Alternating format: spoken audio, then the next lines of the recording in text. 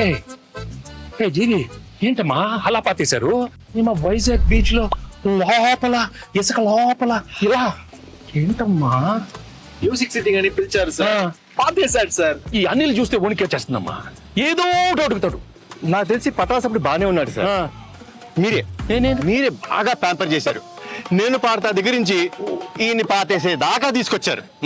Sir sir sir sir ఏంటి ఏంటి ఏంటి సార్, సార్, సార్, అక్కడ చూడండి.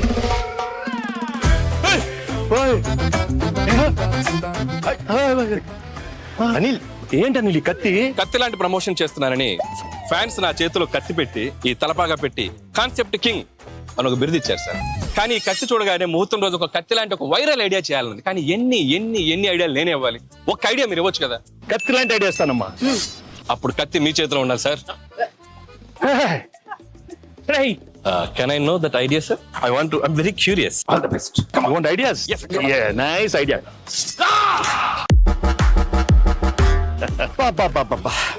రావిపూడి రక్తంతో విజయ తిలకం దిద్దిన వెంకటేష్ గారు.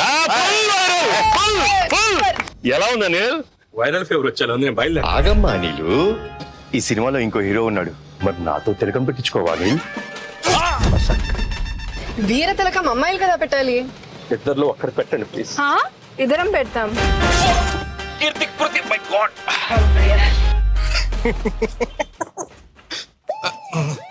బాగా ఎంజాయ్ చేస్తున్నట్టున్నా. జీవి గారు బ్రేక్ఫాస్ట్. వద్దురా, నా కడుపు నిండిపోయింది. ఎంత రాయలసీమ బ్యాక్ డ్రాప్ అయితే మాత్రం మరీ అంత రక్తపాతం అవసరమా? మనది ఫ్యామిలీ బ్యాక్ డ్రాప్ ప్లీజ్.